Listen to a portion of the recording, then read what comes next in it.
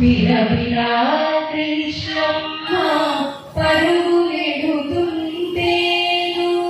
బంగారు కళ్ళో తారాడు నారాడు తీగయ్య కరములో తీయందనాలు నిత్యమై నిఖిలమై.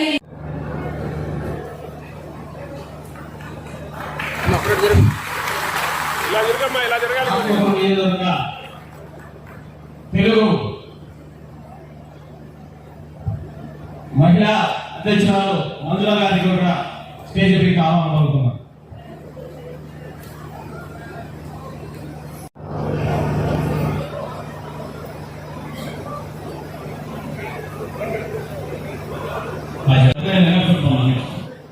నెక్స్ట్ నందవరం అరిపాడు మండలం తలపనేని వాసంతి డెలిగేట్స్ అందరూ వస్తూ ఉన్నారు ఒకరొకరిగా. రాత్రి 2 దఫాలుగా పొద్దుపోయినా కూడా వర్షం పడుతూనే వచ్చింది. అయినా కూడా మా నియోజకవర్గంలో ఈ యొక్క మహాసభకి ఏర్పాట్లన్నీ ఉదయం అంతా పూర్తి చేసుకొని ఇప్పుడు సభ డెలిగేట్ల యొక్క రిజిస్ట్రేషన్ చేసుకుంటూ లోపలికి వస్తున్నారు. వచ్చే వాళ్ళందరికీ కూడా స్వాగతం పలుకుతున్నాం. కొంచెం ఆలస్యమైనా పర్వాలేదు. ఈరోజు హనుమత్ జయంతి కూడా ఉండడంతో చాలా మంది ఊళ్ళల్లో పూజలు చేసుకుని ఆలస్యంగా వస్తున్నారు. వారందరికీ కూడా మనస్ఫూర్తిగా ఈ వేదిక స్వాగతం.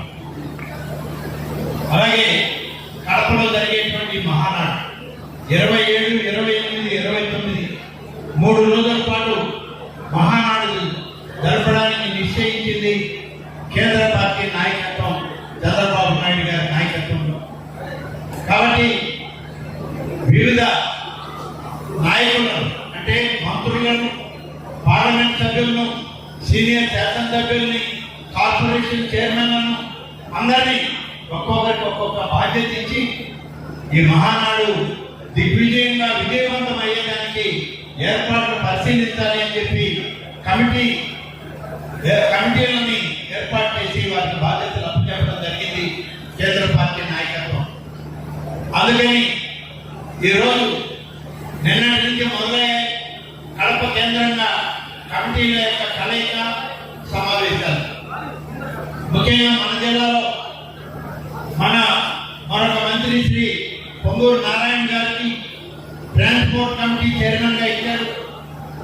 చైర్మన్ గా వారు రాష్ట్రమంతా అన్ని జిల్లాల యొక్క ట్రాన్స్పోర్ట్ గురించి పరిశీలన చేయాల్సిన అవసరం ఉంది. అలాగే నేను మొత్తం మహానాడు ప్రాంగణంలో స్వర్గీయ ఎన్టీ రామారావు గారి దగ్గర నుంచి చంద్రబాబు నాయుడు గారు, శ్రీ నారా లోకేష్ గారు, మధ్యలో జరిగినటువంటి చంద్రబాబు నాయుడు గారు పాదయాత్ర, యువగలం పాదయాత్ర, ఇవన్నిటినీ కలిపి ఫోటో ఎగ్జిబిషన్ ఒక కమిటీ దానికి చైర్మన్ గా నన్ను నియమించడం జరిగింది. నాకు నిన్న చెప్పగానే ఖచ్చితంగా వచ్చిపోతాను అని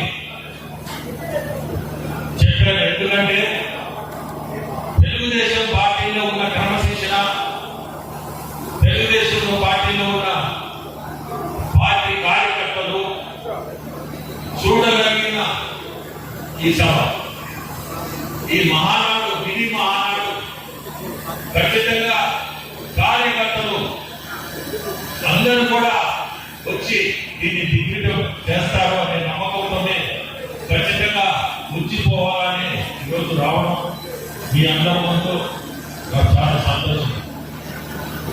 మీ అందరికీ తెలుసు, ఎన్టీ రామారావు గారి గురించి నేను చెప్పాల్సిన అవసరం లేదు.